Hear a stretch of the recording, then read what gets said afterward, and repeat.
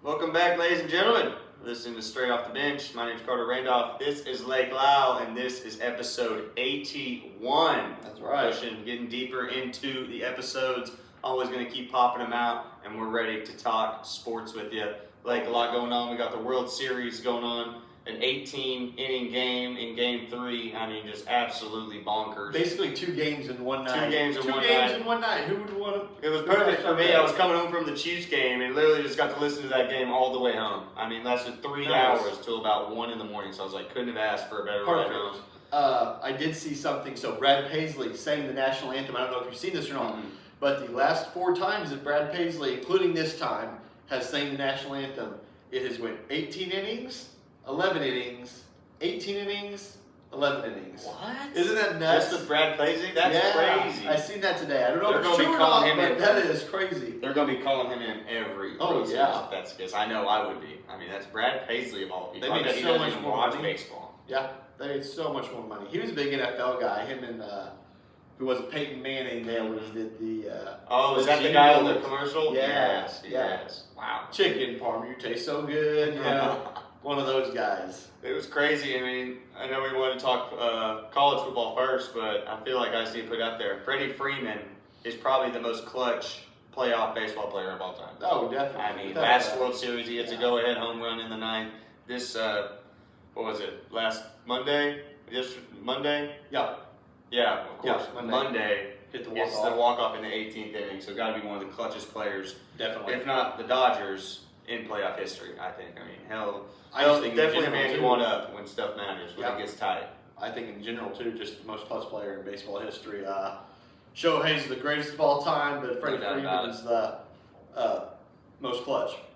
No doubt about it. And I think just one of those days in Game 4 where he pitches well for 5 innings, but just the tired legs coming off an 18-inning game. I mean, just kind of got the better of him. And now the Blue Jays looking like they might take the lead here today, already up 2-0 here in Game 4. Still early in Game 4. We'll see how it plays out.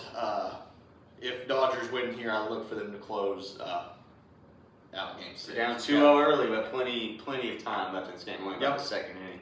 But baseball, we'll save that for a little later. Now we're going to talk a little college football. Not too many big games last week. I know Alabama ended up beating Missouri last week, which was big. I thought Missouri might have a chance in that one, but Alabama, I mean, Ty Simpson's looking like a stud. Looking like a stud. I haven't even really looked at this week's schedule, but we'll get to that here in a minute. We want to talk the coaching spots in college football right now because it seems like everyone and their brothers getting fired right now if they're not a one-loss team or undefeated right now. They got what? Penn State, Florida, LSU, Virginia Tech, Oklahoma State. Yep. I mean, I'm sure Florida State and Wisconsin will be on this list eventually, but as of right now, Wisconsin's already on the list. They Wisconsin fired is Luke Fickell. Okay, Yes, Wisconsin yes. on the list. I mean, plenty of solid teams and great opportunities for some young coaches. I don't know if they're going to kind of go the assistant route, hire old guys that really have. I've been hearing John Gruden. I've been hearing Ed Orgeron. I mean, I've been hearing a lot of names pop up at different places. I mean, I know Ed Orgeron already said, I want to go back to LSU. Yeah. I want to give it another run. But Gruden wants to go to SEC if he goes anywhere. Gruden, when I heard that, I wasn't quite sure. I thought it'd be Penn State where they'd be looking for him. But then again, I was like, Florida sounds like the perfect match for John Gruden. Definitely. Kind of has that temperament to be able to handle some of those top recruits, handle that Florida atmosphere. And that if he Florida pulls culture. everybody from Florida, oh gosh, it'd be game over for It'd be everybody. game over. I'm sure he'd have a squad because who doesn't want to play for a guy like John Gruden? He'll just get you ready for the NFL. Exactly. Coach you hard. Hard. Hey, I wouldn't mind an Oklahoma State. Him or Deion Sanders. Come on down. Come on down to the Cowboys, baby. I think Dion would go to USC, if anything, or UCLA, maybe. Yeah, maybe UCLA.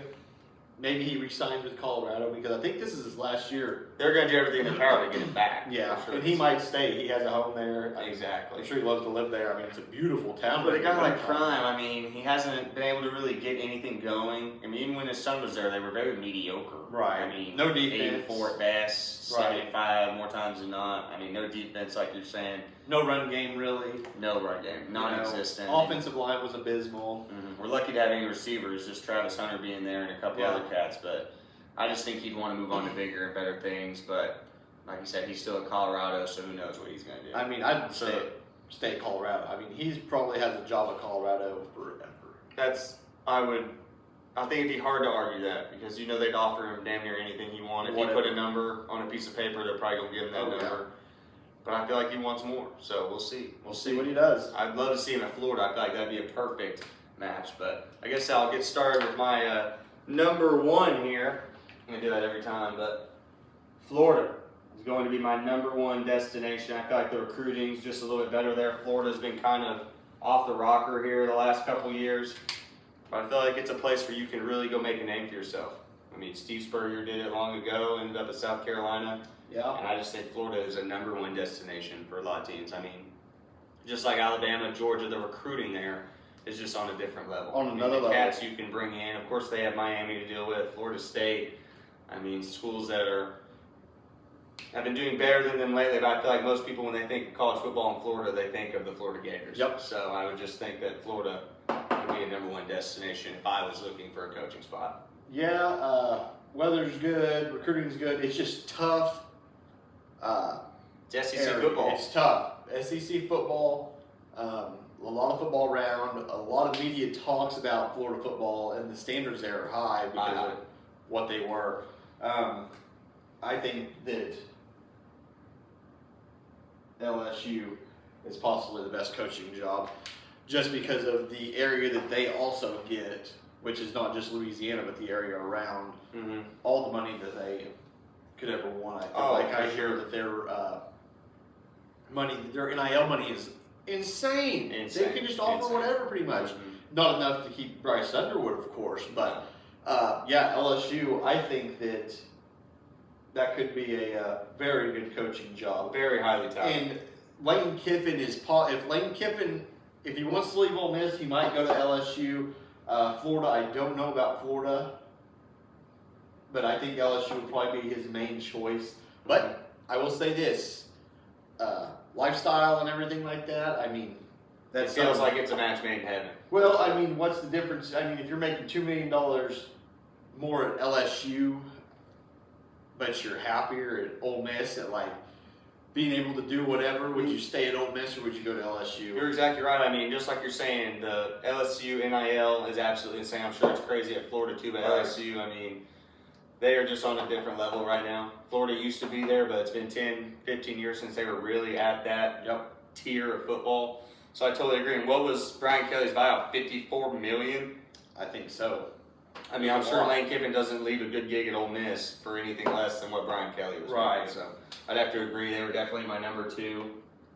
Have to go LSU as well. I mean, just the recruiting there, the weather's always nice. I mean, probably gets a little hot in that humid environment, but I feel like Lane Kiffin would be a great fit there. I also think Ed Orgeron would be a guy who'd be willing to come back. I mean, I've already heard talks that he wants to coach again. Of course, he has ties with LSU already. Great recruiter. Did they leave on good terms, or was it I can't remember if they left on good terms, or if it was he won a national championship and got fired 18 months later. I mean, right. What did he get fired for? I really can't remember. I feel like they just had a down year, and he might have had some internal conflict. Probably some recruiting issues. Right. Paying a couple guys. Reggie Bushing it up. You know what I mean?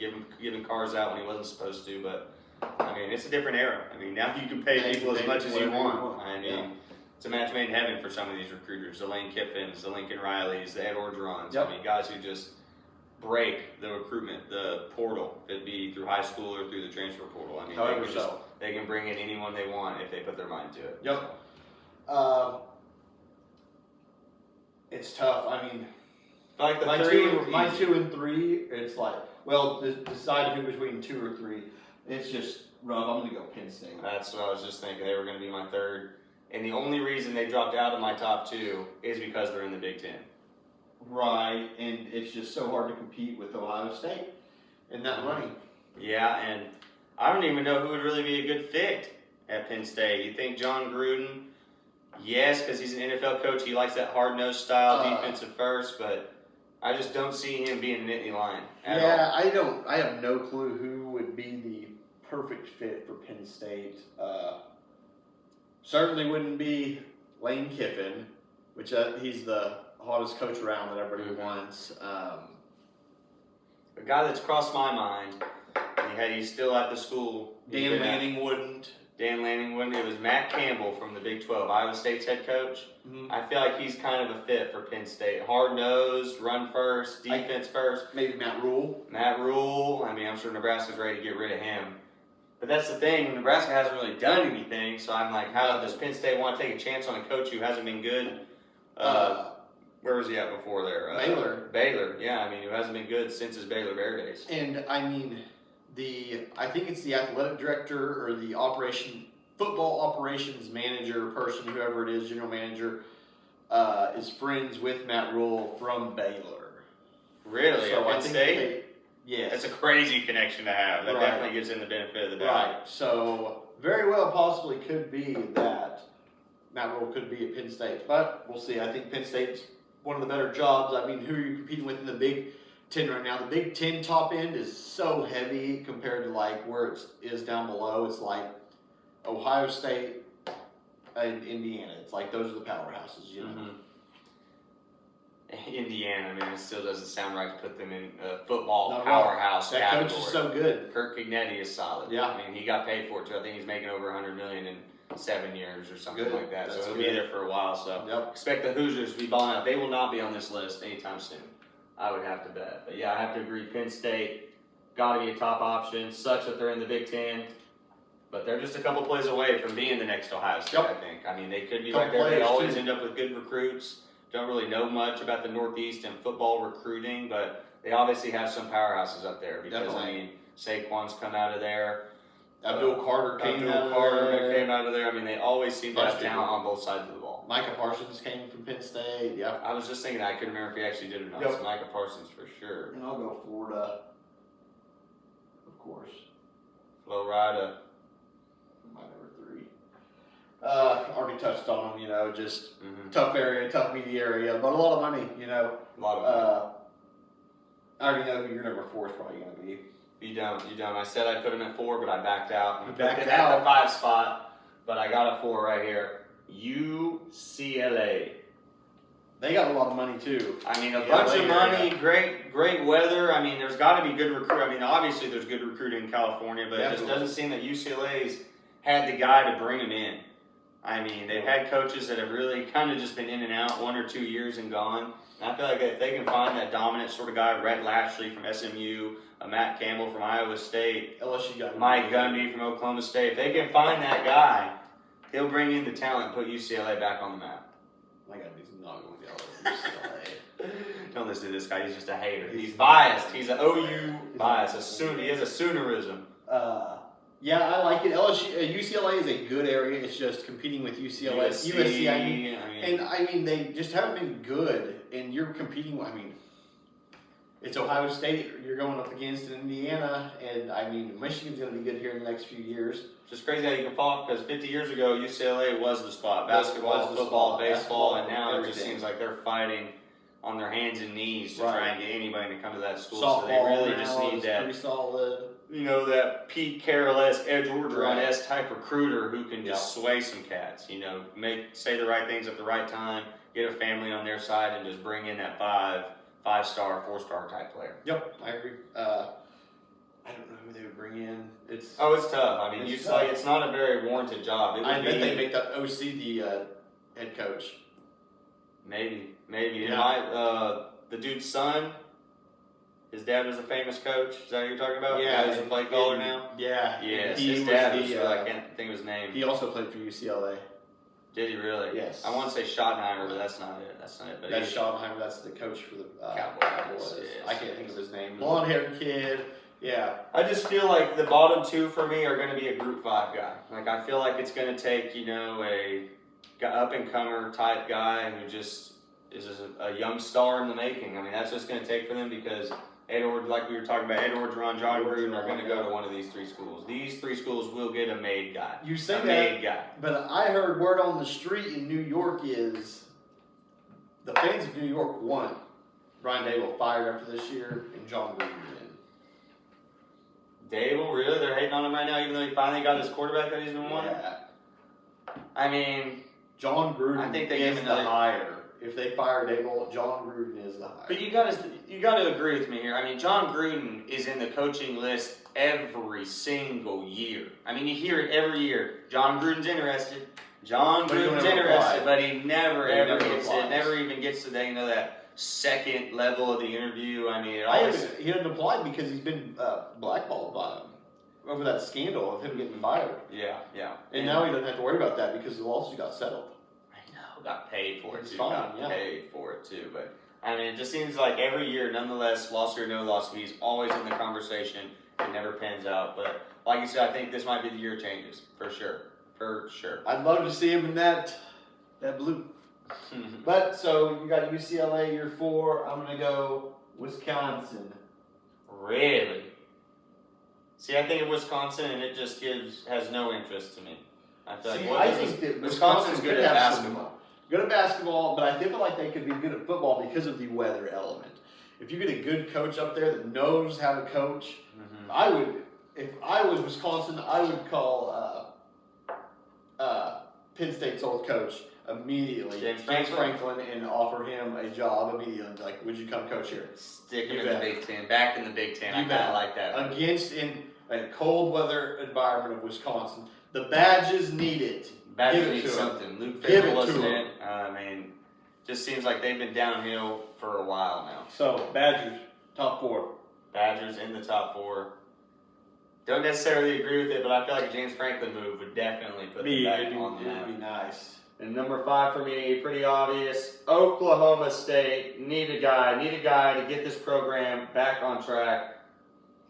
And of course, I hated seeing Mike Gundy leave, but we needed time. I know I've been talking for the past couple weeks that we shouldn't have got rid of him early, but we needed time to go through our coaching, Make them suck. go through the coaches list and see who the best fit is.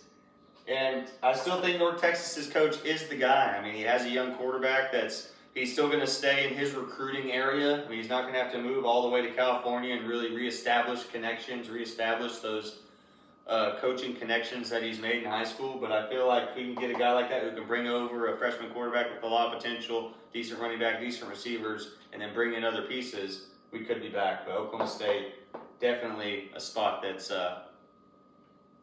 people want to go there. I mean, if the guys who aren't going to make it in these 3, Oklahoma State's the next best option, I think. Oh my god. It is. I mean, we're in the Big 12, a very vulnerable Big 12. So if he puts together a Texas team, Tech is a thing.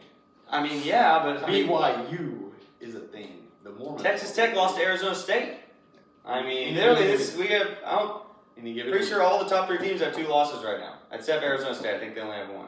I think they also have 2 because they lost Does early. Texas Tech have 1 or 2? 1. 1 now. 1. Just Arizona State. Doesn't matter if they have 1 or 2. It's still wide open. It is wide open in the Big 12. It is the only conference where anyone can win any given year.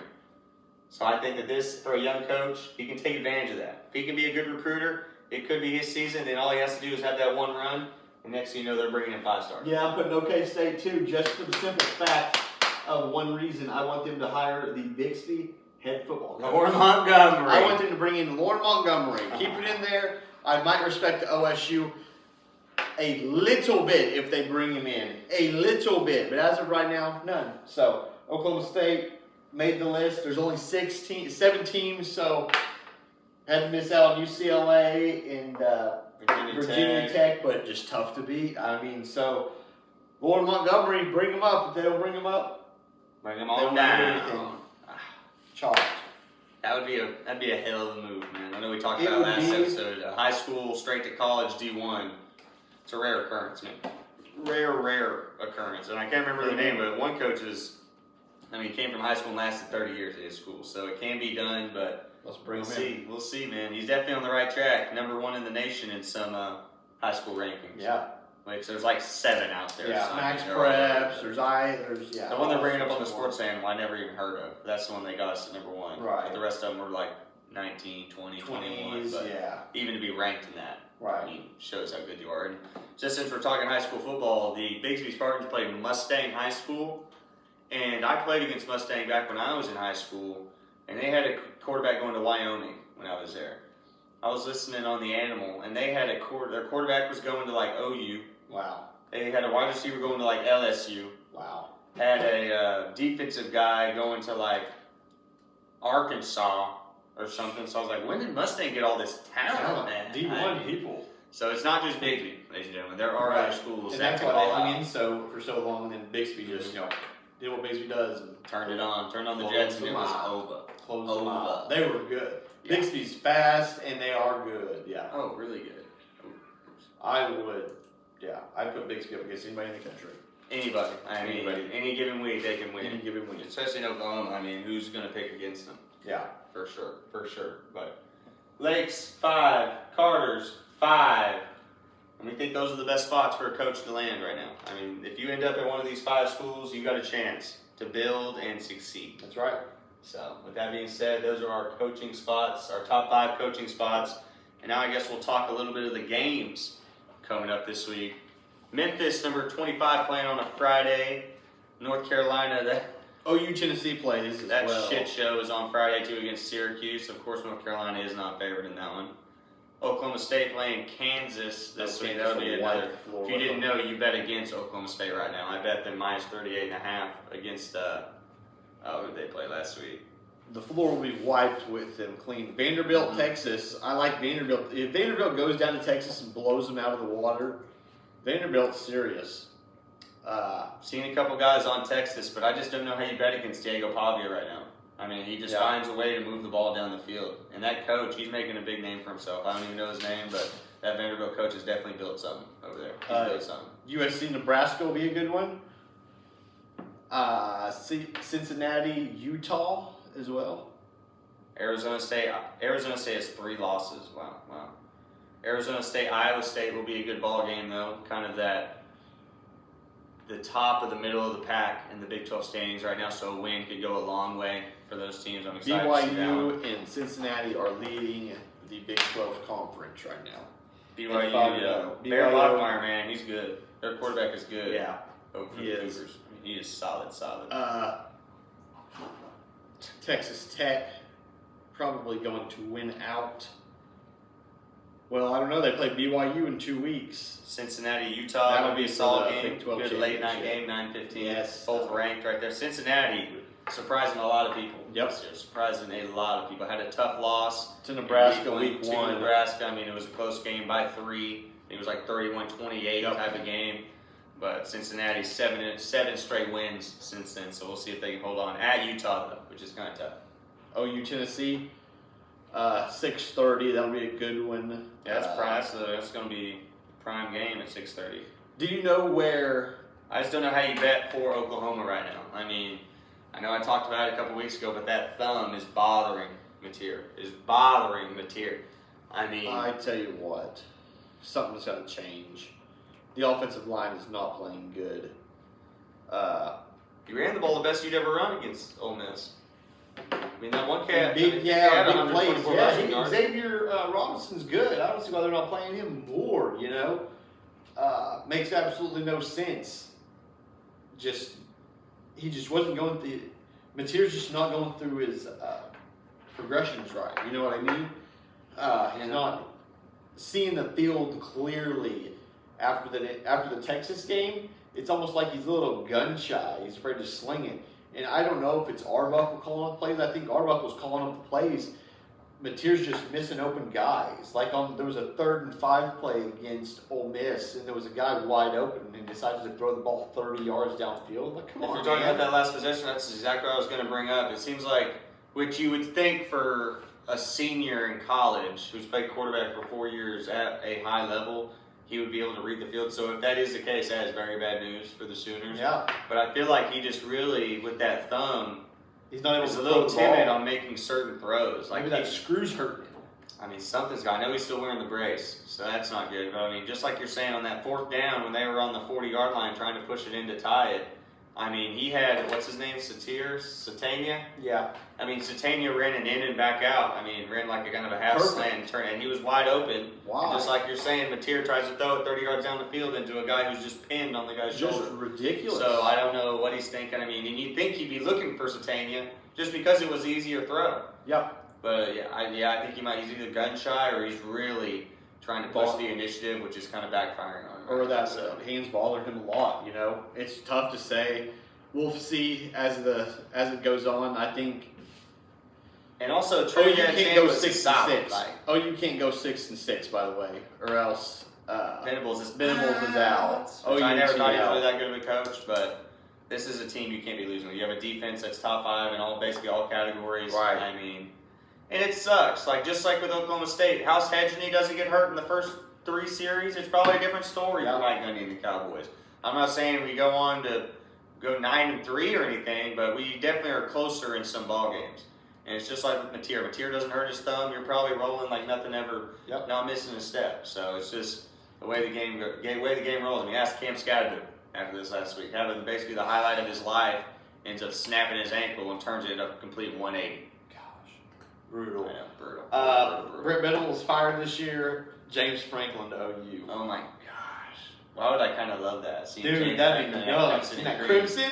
Oh, gosh. It'd be tough. Oh, yeah. But I don't know how his style would really pertain to Big 12. I mean, he's more of a He's slow and SEC, down. dog. He's SEC. Oh, yeah. What am I thinking? I'm thinking 2 years ago. I'm thinking 2 years ago Sooners. So, yeah, he would definitely be a nice fit. Yeah. Definitely toughen them up a bit. Because one thing, James Franklin Penn State team never lacks in toughness. Yeah. I mean, they'll punch you right in the mouth. Every week. Mm-hmm. Yep. No doubt about it. So, I like that. I like it. James Franklin, definitely a hot topic. But got to go with Tennessee this week. At the end of the day, got to go with Tennessee. I'm rolling with the Sooners, of course. I mean, we Of course. gotta get the dub. If we go down to Knoxville, we're still in it. We still have a shot to make. If we go to Knoxville and win, go to Bama and win, we have a shot. You've got to be able to keep up, though, because one thing about Tennessee is their offense is high power. Yeah. And they got 2 guys that are projected to be in the first round. But if OU Joey goes Aguilar out- and Strazum the third, or whatever that wide receiver's name is. If OU goes out and puts out 14 points in a loss, it's not going to look good. No. People are going to be getting fired Oh, or getting. the rakes and all that will be at the Aces, doors. They'll be yeah. They'll be asking for a revolution. Yeah, I they'll think be it'll snapping necks and cashing checks. No doubt about it. Definitely. And before we get off topic, I just want to bring up about last week's game. Trinidad Chambliss is legit. Oh, Trinidad Chambliss, the quarterback for Ole Miss, is legit. And the best thing about it is anyone could have gotten that cat. he was from Juco. Ferris wasn't he? State, like 120th in the QB rankings. No. But some crazy cat from Ole Miss looked at him and said, "That cat's pretty good. Lane Kiffin, That he's a cat can run quarterback it, builder. throw it." I mean, and of course Lane Kiffin, of all people, would find him like that. Yep. Just a pure offensive mind, just see something other people don't. But Trinidad Chambliss, man, he's an NFL quarterback if I've ever seen one. Yep, Sure. he's a quarterback builder. That is for certain. For certain. But all right, that is our NCAA talk. Just a couple of good games next week. Not too much happening in week 10, but we at least get one basically every hour. The 12 o'clock, the 2:30, the 6 o'clock, nice. and then we even get one at That's nice. 9:15 with Cincinnati, Utah. So looking forward to that. But all right, I guess we'll talk a little NFL action. And Blake already had the lead, but kind of pushing his lead a little bit further after I went, 6-7 Yes. to 9-4? 9-4 last 6 week. 7, 9-4. Need to make a push in the next couple weeks. Great start. We've kind of fizzled out. 3-4-1 the record. 54-67 for Carter. 59-62 for Mr. Leclerc. We're almost at 500 people. If I can Almost. get to above 500, I will be the hottest sports gambler. One can make an argument. Handicapper that handicaps every game. Going from 4 and 12 to 9 and 4. I watch these what a Fox. switch. I know. I watch these Fox Sports guys. They're going 600 and picking 3 games. I'm picking every game. Single game. Every we don't miss game. one. From Don't Thursday miss to one. Monday, we're hitting them. I Hitting mean, them. that's the fun part about this. And last week we didn't. What did we miss out on? 2 games because it was week 8 bye week, so a lot of teams didn't I think play. so, yeah. This week we're back to 15 games, so this is where either one of us can either. No, there's a couple things got buys this week. Really, how many games we have total? Buccaneers have a bye. Eagles have a bye. I think that's it. I think the Eagles and the Buccaneers have 14 buys. games this week, so I guess we added So one. there's compared to 4 last teams week. that have buys this week. Four teams. And I don't know if you watched which not a lot of people did, but I caught the second half of that Jets-Bengals game. Oh, I turned it off because I didn't even care about it because of For the how bad they were, dude, that was a great game. I mean, it was back and forth. I mean, Joe Flacco, kind of got Airing it screwed. It's out. like his O-line, which, ask Joe Burrow. He's been dealing with this for 3 years now. I mean, the offensive line just completely gave up in the second half, it seemed, and Joe Flacco was running for his life. Yep. And now he's 50-50 with the shoulder injury, so we'll see what the Bengals are in for this week. I mean, looking like it could be a blowout if Flacco doesn't play. Because who's going to run the show? Who's going to be Right. QB1? I have no idea. No idea. But it was a pretty good game, just for the fact that they're two kind of crappy teams.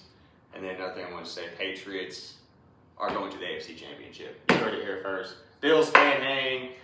No one can hang with the Patriots right now. Drake May is the best quarterback. They have the as of right now. teams they're beating. If you look at their combined record, it's not good. The Browns hadn't given up more than 24 points in like 3 weeks. I mean, we put it on them in the second half, dude. It's not good. I know our strength of schedule isn't that good. Not good at all. But this is where you build confidence. This is where you get to the playoffs I guess. and know what plays work for you, and you go off those plays. So I don't care who we're playing. I think we're building something.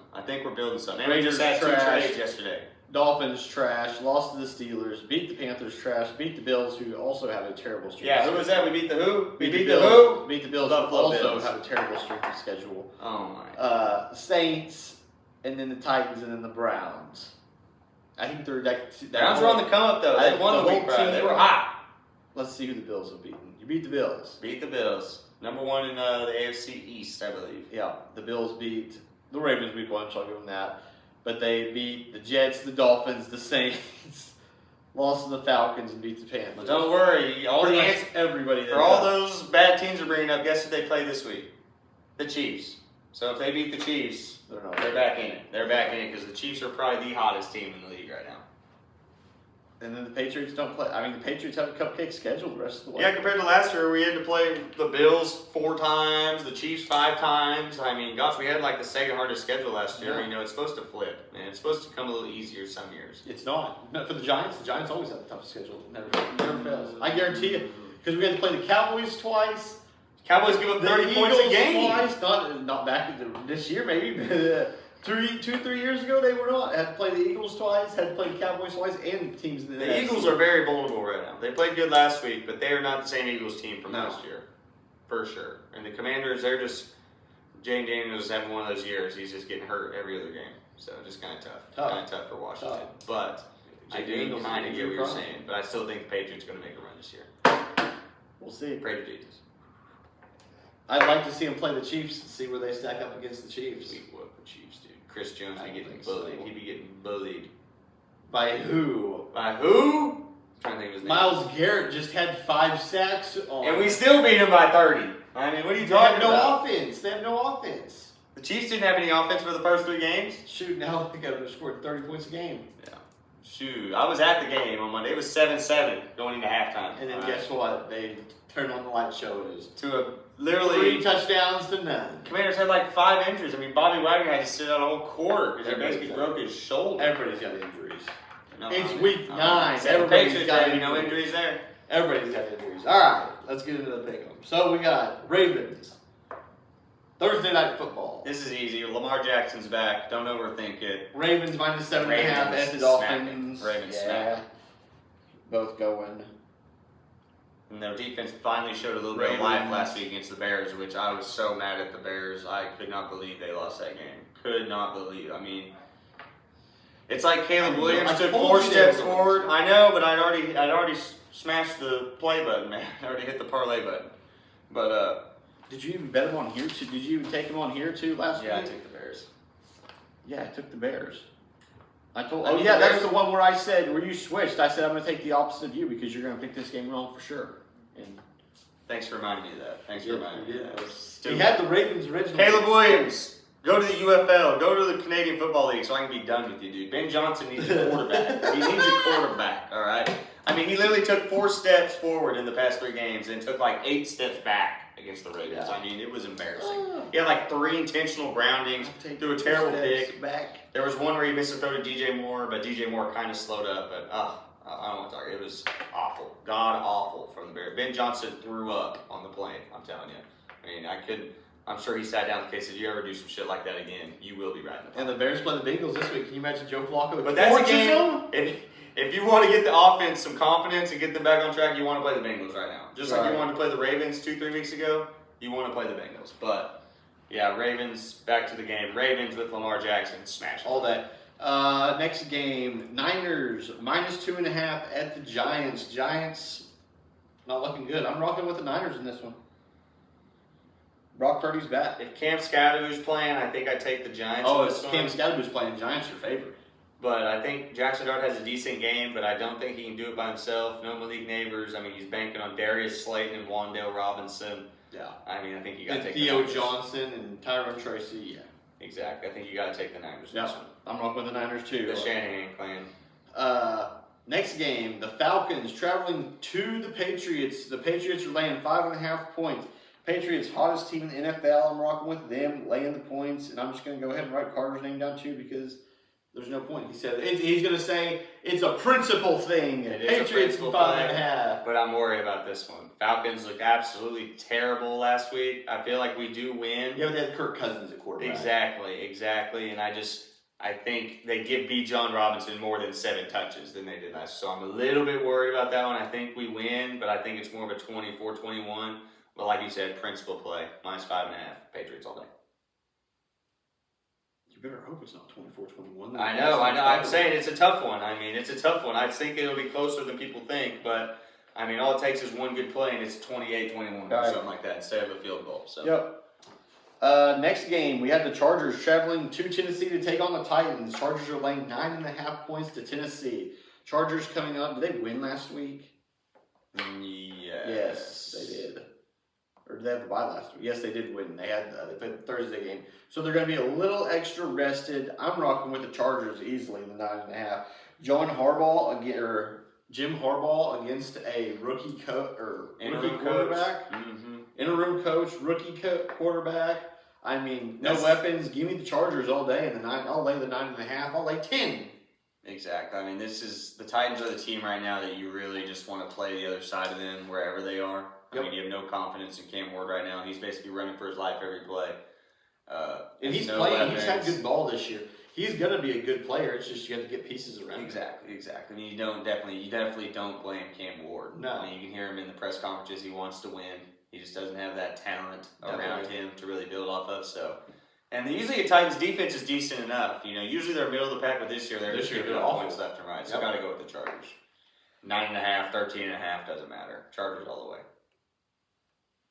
All right, next game we have the Bears -2.5 at the Bengals. After last week, I don't know how I can ever bet the Bears ever again. But I don't know if Joe Flacco's playing. That's the thing. If Joe Flacco's not playing, that's what I'm saying. I mean, I already saw a report today saying he's 50-50 with his shoulder injury. No way. Which you know how that goes. He'll probably play. It's probably just mind games. But man. Give me the Bears. AC joint. Mm-hmm. Give me the Bears. They're pissed after last week. Should have won. Let a really injury-ridden the Ravens team get the better of them, especially with the defense, the way the defense have been playing for the Ravens. I mean, to only score 16 points is just embarrassing. Embarrassing. I hate taking the Bears because I'm going to be wrong, but the AC joint. I'm telling you, it's tough because I literally, like you said, who is going to play QB1? And Trey Hendrickson, I mean, he's questionable, so yeah, give me Trey Hendrickson. He's just banking his time until he gets signed for a new team next season. Give me the Bears all day. Next game, the Colts traveling to the Steel City and laying 3.5 points to the Pittsburgh Steelers. How do you go against the Colts right now? I mean, until proven otherwise, you got to take the Colts in any scenario. I mean, Colts are... So is that who you're rocking with? Yes. I mean, I just don't trust Aaron Rodgers to be able to keep up with Daniel Jones and Jonathan Taylor right now. Yeah, I'm rocking with the same. Gosh, we haven't had any difference. I was going to say, you need to start picking the other side, bro. I need to catch up. I need another one. Next game, Broncos traveling to Houston. Weird line on this one. Houston is giving the Broncos 1.5 points. Why? I think they're banking on that defense. And Houston is... You know how it goes. You have such a high... Last week they scored 44 points on the Cowboys. Then you just come back to reality the next week. I think that's kind of what they're banking on. Texans' defense is as stout as it's been the last 2 years. I mean, DeMeco Ryans just knows how to create chaos. Patrick Surtain's not playing also. And in fact, I saw him get hurt in that game against the Cowboys. Yeah. Ended up being a shoulder, I think. But I don't think that... Patrick Surtain is definitely a game changer, but I don't think he's a line changer. I think he does what he does against the number one receiver, but I think that just opens up the field for the other receivers. But I think he's got to go with Vegas on this one. Give me the Texans. They know something we don't right now. That's what it looks like to me. I'm rocking with the Broncos. Taking the Broncos. Bo Nix. Give me the better coach, better quarterback, and points. Texans had a little life on offense last week, though. I mean, came back to life a little bit against the Niners. Yeah, scored 26 points against the Niners, against the deflated Niners. Deflated, very deflated. And then got smoked by the Seahawks by 8 points. So, not bad. Yeah, give me the Broncos all day. Give me Bo Nix, Sean Payton. Bo Nix is probably playing one of the better balls of his life, you know.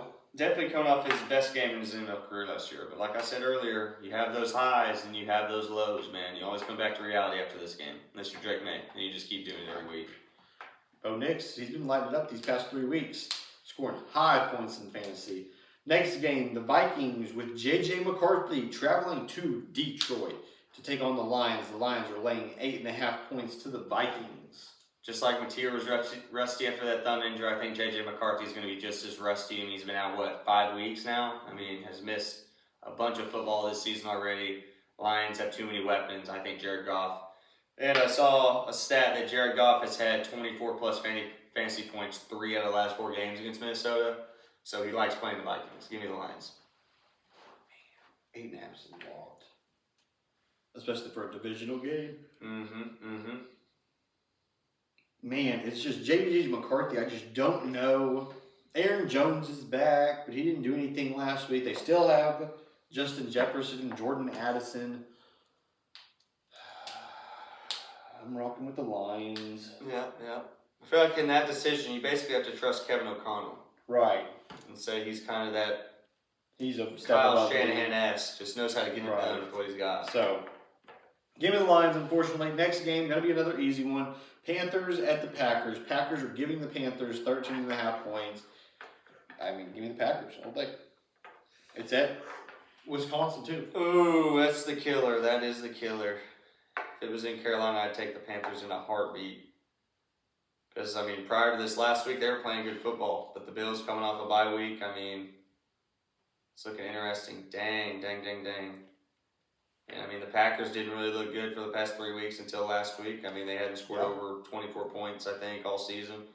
Or at least since week 1. And then last week they go for 35. Also quarterback last week for the Panthers, where they didn't score any points. That is right. 9 points, yes. Give me the Packers. I knew it. Is Bryce Young back, though? I don't think so. I think he's still out. Let's see. I think he's questionable. Probably, yeah. Usually. No, he is not on the injury report. Andy Dalton is now questionable, so Bryce Young get the start. Nice. Next game, we have the Jacksonville Jaguars traveling to Las Vegas to take on the Raiders. The Jaguars are laying 2.5 points. This one's a little tough. I feel like the Raiders are due for one here. They've just been getting smacked left and right. I know you want to take the Raiders. I do. Gosh, I really want to take the black and silver. I'm going to do it. I'm going to take the Raiders. Geno Smith comes back to life a little bit. Who's their defensive end? Max Crosby comes back to life a little bit. Ashton Genty might have one of his best games of his early career. Give me the Raiders. Jacksonville just seems like this is when they lose. Give me the Jaguars all day. The Raiders are bad. They are not good at all. They don't do anything good. No. They stink. Stinking. Geno Smith, somebody once told me he is a dog. He is not a dog. He was a dog. And like they say, it's always a prove it week in the NFL. Doesn't matter what you did the week prior, there's always a challenge that up and coming game. So it's going to be a challenge, even though it is the Raiders who are, like you said, pretty garbage. But I think they can pull this one out. Jaguars all day. Easy 2.5 delay. Less than a field goal. The Jaguars could be losing the whole game and go down and kick field goal, win it by 3. You never know. I know. Same thing for the, I guess it'd be +2, so they'd be up. Right. Scenario, but kick a field goal, win by 1, or lose by 1 instead of 2.5, Next game, The Rams traveling to New Orleans and playing the Saints. Puka Nacua is back for the Rams. Rams all day. Rams all day. Tyler Show getting his first career start. He's going to be shitting his pants out there. I mean, Saints are going to be praying for any sort of points this week. 14.5 is the spread. Game of the week, really. I don't know how this didn't make Sunday night or Monday Night Football. Chiefs minus 2.5 at the Bills. How does that not make Sunday Night Football? Who is Sunday night? Seahawks at the Commanders. Flex it. Waiting all day for Sunday night. It is a little crazy. I guess they're just thinking that most people watch the 3 o'clock game. You know, some people might have a dinner they have to go to on Sunday night, but I totally agree. I mean, it's definitely, if you're thinking of a Sunday night football game, that's probably the one you draw. That's Chiefs the one Bills. you want. Mm-hmm. So, I'm rocking with the Chiefs. Of course. I'm going back to my old statement. You have those highs, you have those lows. The Chiefs have been riding a high lately. I think they come back to reality. Give me the Bills. Oh, God. Josh Allen, James Cook found the running game last week against the Panthers. I feel like they stick it to the man this week. I think that the Chiefs light them up. I think the Chiefs win by 10. Light them up, he says. Oh, Light 'em goodness. up. This I is think literally going to be a they're- 35-33 type of ball game. I don't think This so. is going to be down to when are they not? This game is always close. Josh Allen always I ends think up missing by a last step. year- He always competes to that very last 2 minutes. Last year, Chiefs lost by 10 against them in the regular season, then beat them in the playoffs. I think that the Chiefs are better than they were last year, and they are going to blow them out of the water, win by 10 points. Chiefs all day, traveling to Buffalo, no problem. This is the Bills Super Bowl. This is Bills Super Bowl year right here, so we'll see if they can win. I had the Bills in the Super Bowl. Now I'm questioning everything after watching them play a few games. Which brings us to Sunday Night Football. The Seahawks traveling to Washington to play the Jaden Daniels-less Commanders. The Jay Seahawks Daniels still out? I believe so. Jay Daniels still out. I feel like it's an easy decision. And I mean, even with the hamstring, I don't like it at all. I don't know. It doesn't say it on the injury report.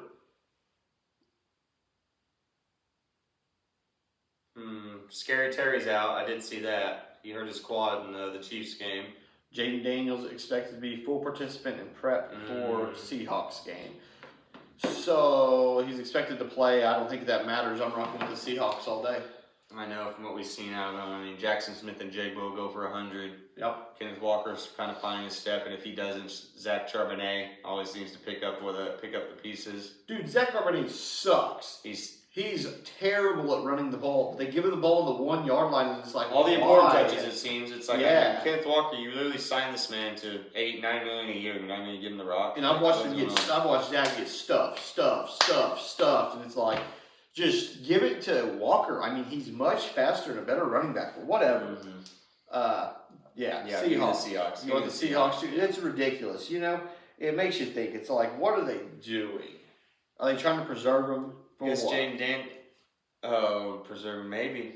I think they are trying to do a lioness type of running back combination. I guess, but Zach Carter. I mean, the lines are fading out of that because David Montgomery's not getting the touches as he was. No, I mean, he's not a as little good. older. I mean, Zach Charbonnet's still 26. Right. David Montgomery's like 32, He's 33 not. now. I still think David Montgomery's better than Zach Charbonnet or whatever his name is. For sure. But just, that young gun, he's proven himself the past couple of years, but I don't think it means that they should be taking away touches from Kenneth Walker. No, I still think Kenneth Walker is the better of the two. But Definitely.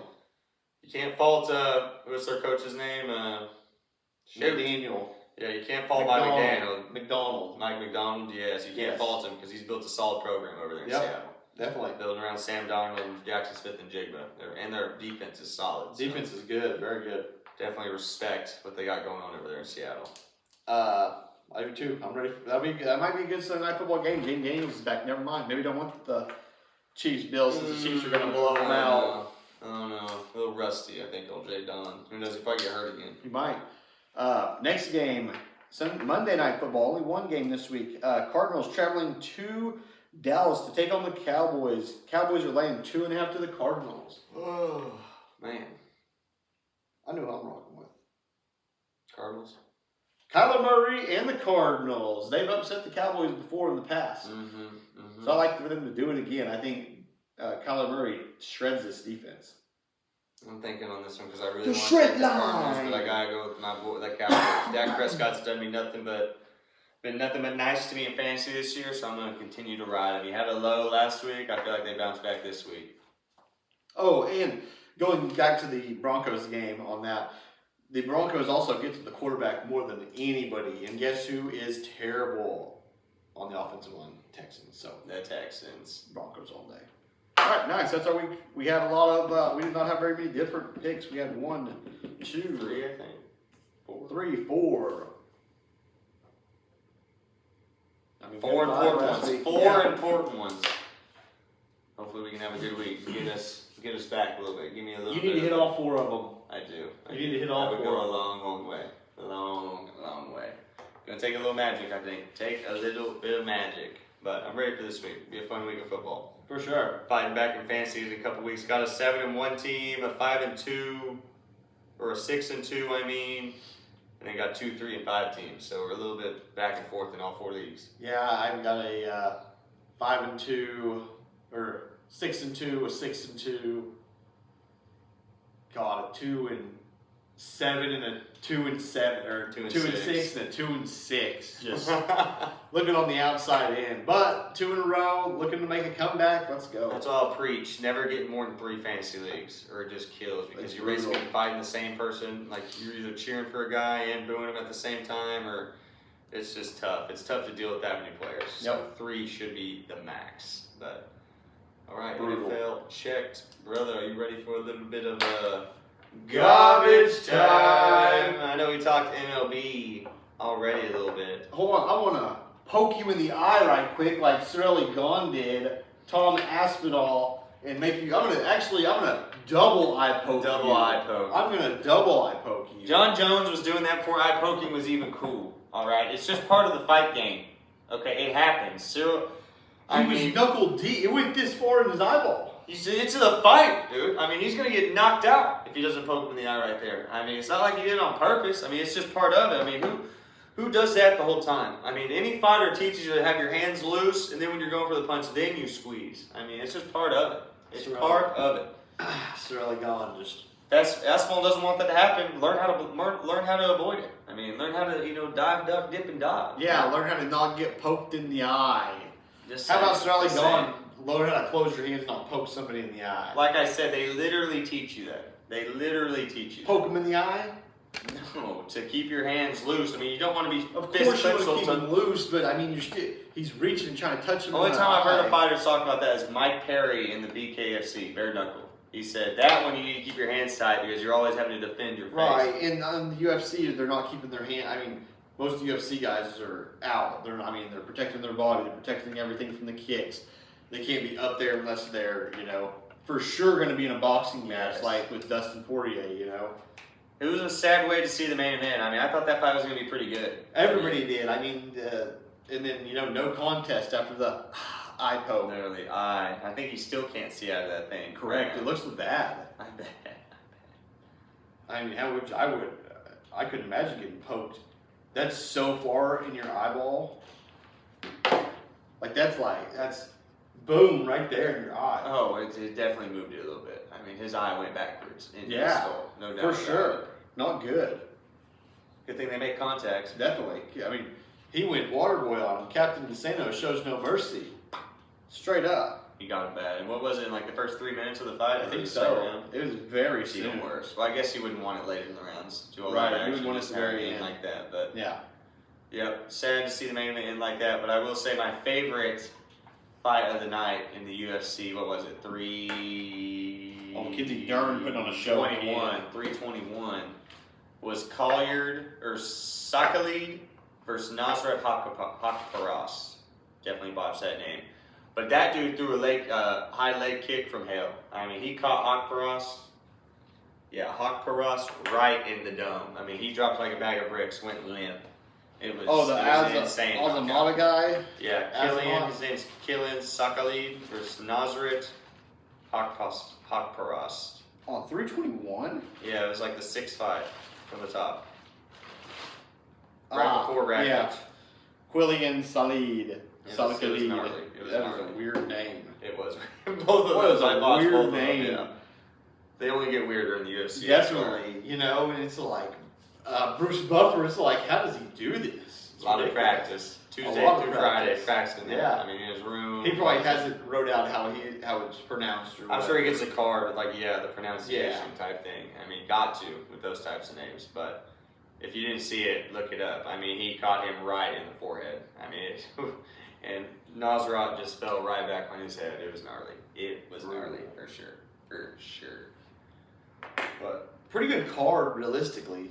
It was. Not as many knockouts as you like to see, but there were some fights.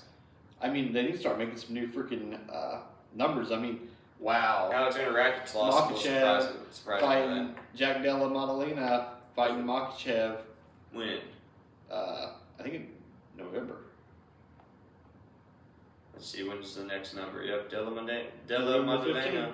November 15th. Gonna get Shevchenko back. Oh, and then Merab's fighting again. Bo Nickel, Leon Edwards, Benil Dariush, Gregory Rodriguez, aka RoboCop. That'll be lit. Merab fought October 4th, and he's gonna fight again December 5th. That is a 2 month, 2 day. For a title fight too. What a beast! Merab might be. Both if of these he guys wins have this, no, Islam relinquished. That's how you're talking about. Islam relinquished his belt. He had to. Why did he move up? Move down. Move up. He moved up and dropped the belt. Didn't want. He could easily take it from Jack Della Maddalena. Yeah, I think. But Islam hasn't fought in what, a year? And I could have sworn Della Maddalena just got whooped by someone. No. I think that was Reiner de Rida. Reiner de Rida. Yeah. Mm-hmm. Yeah. Yeah, Islam hasn't fought. Oh, he fought in January, so it has been a while. Yeah, it's been a minute. Yeah. He doesn't fight very often. Every 6 months he fights. Oh yeah, when you become champion, they give you that extra month or two. You don't need to. Unless you're Merab, then you're fighting every other month. Every 3 months, you're in that sucker. 2 months, 2 days. Does he have one coming up? Does he have one coming up? Yeah, he fought October 4th. Oh, then he does not have one coming up. No, he's got one coming up in December. Oh, yep, UFC Petr Yan. He fought October 4th, and he's fighting again December 6th.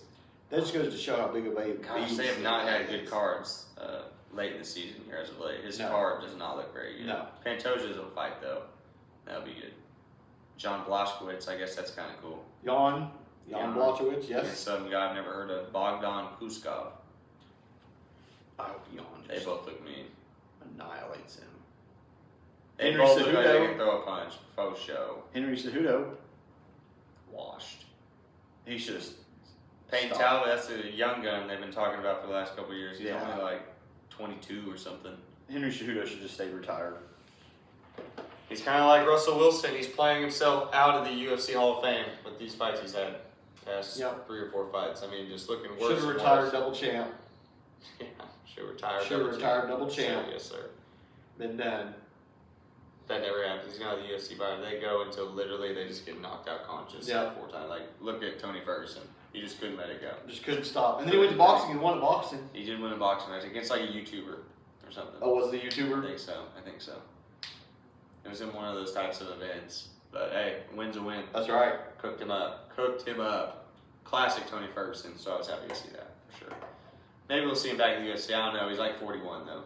Gosh, we'll see. A little bit of an old school Be guy at rough. this point. Needs to be a coach. Needs to see him on Definitely. the sidelines. I agree. No doubt about it. But, yep, UFC, I don't think there's really much going on this week, though. No. Terrible fights this week. I mean, Garcia versus Onana. mediocre. Very mediocre. Let's see, anyone worth anything? Nothing, ladies and gentlemen. Absolutely nothing. It's going to be like that until the first of the year. Then they'll start getting the big name cards out and start figuring out who's going to fight. And yeah, we're just getting towards the end of the year. We might get a big one at the end of December, but I highly doubt it. Very highly doubt that. But we'll see. Dana White might See. throw us a cool one to start the year. That'd be nice. That would be nice. Shoot, what about Wembanyama? You know, we talked UFC. I mean, Wembanyama was learning some Shaolin martial arts here in the offseason. Now he's dropping 35, 10, and 5. Yeah, I saw that. MVP. And I also saw that he said Chet's his big motivation, seeing Chet get that ring. So we'll see what that does for him. I personally think he could have some health problems as his career goes on. I hope not. I pray he doesn't because he's an unbelievable player, but he's just big and That's why you kind of go back and forth. the back. How long's the back gonna last? He took 9 3-pointers a year last year. He's brought that down to 3 That's this good. year, which for a guy that tall makes sense. But you're exactly right. What pain does that cause him when he's having to drive into the paint every other possession? But you pray that Shaolin monks, taught him some secret flexibility techniques so he keeps that back. That'd be nice. A little bit loose, fluid, for lack of a better word. But hey, if we get 3-4 good years out of Wemby, that's fine with me. And the Spurs are going to be good with him. They just got to build around him and find They right. are. Stephen Castle's good. Devin Vassell's a scorer. I mean, they got some talent. Dylan Harper's looking like a stud. I'll tell you who's a stud. Is a couple of studs is the Sixers backcourt. The Sixers backcourt is legit. From Baylor, freshman out of Baylor, he is very, very good. good. And Tyrese Maxey. Tyrese Maxey doing Tyrese Maxey things. Yeah, I think Seems like this class is coming out kind of banging. I mean, Cedric Coward was a guy who went to Washington State. Now he's playing for the Grizzlies. Played 7 games in college. After 1 year, still goes to the NBA. Dropped a 27-piece. How's that one cat who had his agent mess up his stock or whatever? Oh, he plays for the Jazz. Is he doing anything? Let me see. Or is he trash? He should be like Evan Mobley, if you know who that is. Yes. I mean, tall, long, can do it all type of guy. That should be what he's doing. I thought he was a guard. No, he's like 6'10". Wow. He's huge. What is his name? Not John Collins. He was on the Who did he last play year. for? I can't even remember who he played for. Rutgers. Oh, that's right. Dylan Harper. They had Ace Bailey. Ace Bailey, yeah. Mm-hmm. Let's see. He has 5 minutes off the bench, 3 for 3, 6 points. No rebounds or anything. That's kind of not. That's crazy. He's not starting for the Jazz, but they got Lauri Markkanen, a bunch of big guys. I mean, they're literally starting 3 huge cats. Oh, they're starting 4 huge cats. I mean, this is crazy. Lauri Markkanen, 6'11". Filipowski, 7 foot. Gosh. Kessler, 7 foot. Mikaliak, 6'10". Monsters. I mean, Keontae George is the only guard on the floor right now. That's like the Mavs starting 5. Literally just 6'11", monsters out there. 6'11", How do you out-rebound that? The only reason that the Trailblazers even have a chance tonight is because they have Donovan Clingham, and he's literally a walking double-double. Right. 15 for 12. I mean, always bringing in boards, so that'll be actually a good game for 2 shitty franchises. People better watch out for the Bucks in the East this season. I mean, Giannis, nobody's really in the East to challenge him this year as the best player in the East. He's trying to will them. Oh, he will. I would put money on them to make the Eastern Conference Finals, folks. They are going to be good. I don't know if they can beat the Cavs in 7 because Giannis cannot do everything for them. It's 4 years ago, maybe. I know he's averaging like 35 and 16 right now, but that will not last. Miles Turner's good. He's so average, dude. He had 1 good year last year. You know how it goes. You have 1 good season, and they sign you to 4 years, $100 million. Yeah, but Giannis is going to take some of that pressure off of him. He was a big piece. I just don't know. I don't see who else do they have. I mean, Miles Turner is not a guy I really look at and be like, those are 2 cornerstone guys right there. I just don't look at him like that. Yeah. Some people don't, but I mean, he's a body and he'll put points up. I mean, he averaged like 5 rebounds a game and he's 6'11". I mean, that's not what you want out of a center. Like 5 rebounds a game. No, like 14 and 5. I'm telling you, it wasn't over 7. Let's see. I'm pretty sure it was not over 7. It had to be something better than that. Look it up. Google. This year, he's averaging 6 rebounds. 8 points, 6 rebounds. Trash. Yeah, that's a guy you want to build around. 8 points. Well, they're not building around him. He's their center. Your center, I mean, of course you build around Giannis, but you need a number 2. And I don't know if they have that number 2. God, and he's old too. He's been in the league since 2015. Turner? Yeah. Yeah, he's an older cat. Yeah. See, are the Bucks playing right now? No. Let's see, who else do they even have? I know they lost a couple. They play the Warriors tomorrow. That'll be. Do they still have that old dude? Who is it? Damian Lillard? No, they got rid of Damian Lillard. They have Kyle Kuzma. They still have Bobby Portis. Miles Turner. They got rid of I can't remember his name. They have 3 Anthony Tocumpo's though. They have Cole Anthony now. That's a decent backup. Yep. He's a guy who can get you some buckets. Good point guard. Kevin Porter Jr. Not terrible. Can be a bucket getter. Yep. Do you not want to watch the highlights? I mean, that's about it. You got 3 Antetokounmpos on the team, so you definitely know Giannis has some pull. Definitely. His middle brother and his younger brother on the team. That's insane. Yeah. That is insane. Let's see. AJ Green, good up and comer. I mean, Bobby Porter's saying Trash. This team is trash. Mark Sears is letting you tell. This team is trash. He went to Alabama last year. He'll give you some buckets. That's all you need, I feel like. I don't know. Philadelphia's going to be tough. For sure. But you really have to see how Paul George and Joel Embiid rack up. Because, I mean, you really don't know what you're going to get out of them even when they come back. I mean, Joel still hasn't played a game. Joel Embiid's played a game, hasn't he? I don't think so. Knee management. Oh my gosh. Neither is Paul George. Yeah, Paul George is still hurt. Had like quadruple shoulder surgery. Oh yeah, he's played games this year, Joel Embiid. Really? Which one? Yeah. Let's see. Did not hear that. He's played 2 or 3. He's played all 3. 23 minutes, 20 minutes, 20 minutes.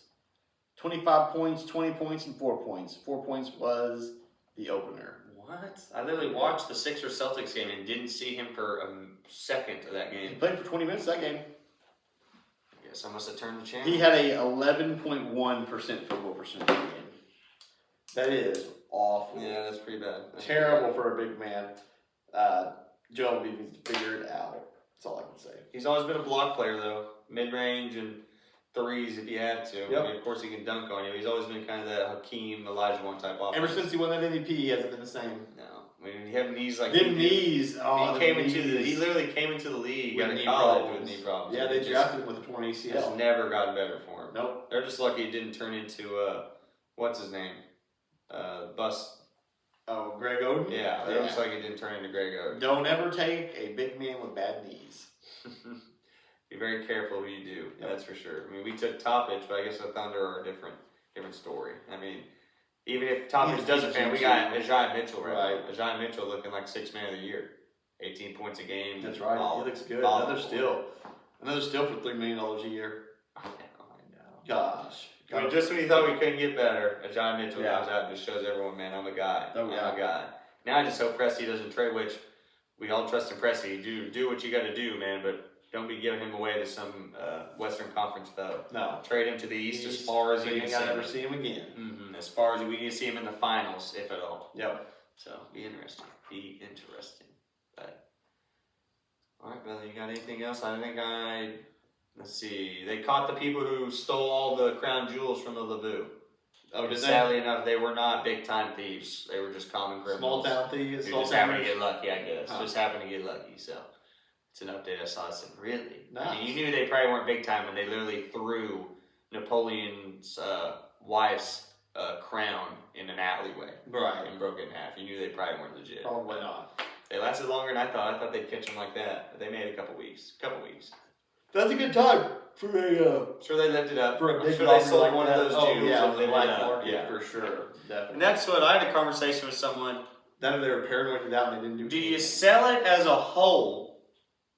Like the sword, Napoleon's sword I read a thing, there's been 4 thefts at the Lavu or the Livre, whatever you call it. And Napoleon's sword got stolen in 1974. It is still yet to be found. They have no idea where it ended up. I mean, gold-plated, jewels, I mean... That's at some rich dude's house. That's what I'm thinking. Yeah. I mean, of course the sword is a little different, but basically the moral to this is, do you melt down that stuff and sell them as individual diamonds? Because you know those diamonds are like 100 times better than any diamonds we make nowadays. Right. I mean, those are handcrafted, cold-cut, pure diamonds. Pure diamonds. Or do you sell them as a whole to, like I was thinking, to like a black market Yakuza member? I think that, I don't know, I would... Let us know on Twitter. It out. I'd piece it out, you know. That's what the person told me. So I'd be smelting those down, man. Gold, I wouldn't silver. even smelt them down. I'd keep everything as it is. So you'd sell them as a whole? Yeah, I'd sell the whole. I wouldn't melt anything down. Yeah, so you keep the crown a crown. Yeah. Keep the jewel. Okay, that's what I said. That's where you make your money. That's what I said. And of course, the person argued, well, yeah, you probably don't make the $50 million you would have got as a whole, but you're still making $5 million off those because the diamonds are just on a different class in that era. But I said the same thing. I said, you sell that to a Yakuza member, definitely Turkish like mob that boss. sword, like that sword sitting in some rich dude's house in America who won't ever tell a soul that that's Literally, his Napoleon's private sword. lounge. You know, literally, or yes. it's in Saudi Arabia. It's some I'd sheik's say house. Saudi and he's Arabia. like, I'd say Saudi Arabia. and he goes and slaughters one person a day with it. Could you imagine? I could be like, oh god, That I got could dark quick, I but can I see can that see happening. it, I dude. can see Shit, it. it'd be like Napoleon's taking 100 heads with this thing. Definitely. Might as well add to the collection, but I definitely want to buy.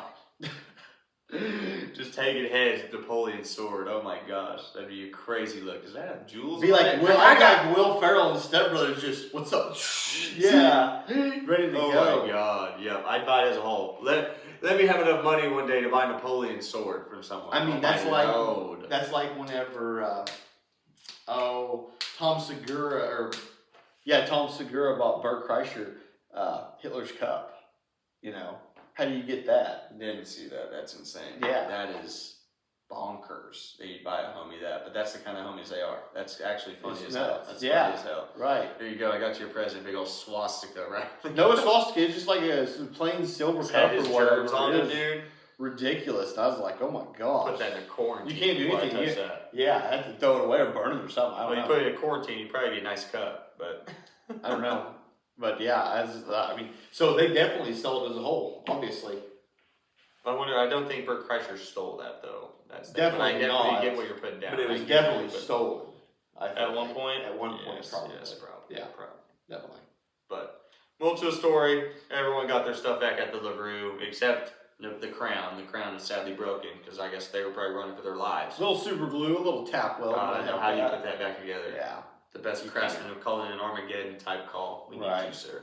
We have an important business. Melt it all down, reframe Something it. like that. Yeah. But that was one thing I know that we have. This really isn't sports, the LaRue or this next thing, but Joe Rogan had a podcast with a guy named Avi Loeb, who is a Harvard physicist, space guy. Talks about space, and he is saying that the meteor A31 Lunex, or whatever they're calling it, he thinks it is not naturally made. He thinks that it is an alien made. An alien made it, and he's going to throw it at us. He had some crazy, in fact, if you haven't watched the episode, some crazy facts on it. I mean, he's saying it's made of nickel. Usually those are made of iron. I mean, nickel is something that we make in a factory. Basically, Right. not make, but we kind of... How does he know it's made of nickel, though? I don't know how they do it, but they've been saying that about every meteor. They can look, and I don't know, those telescopes zoom in pretty far. Yeah. But he's saying it's made out of nickel. He's saying, like, you know how a meteor usually has the tail on it because it's going so fast you can see like the blue light? They're saying this one's in front, so I guess it's like a airplane type esque.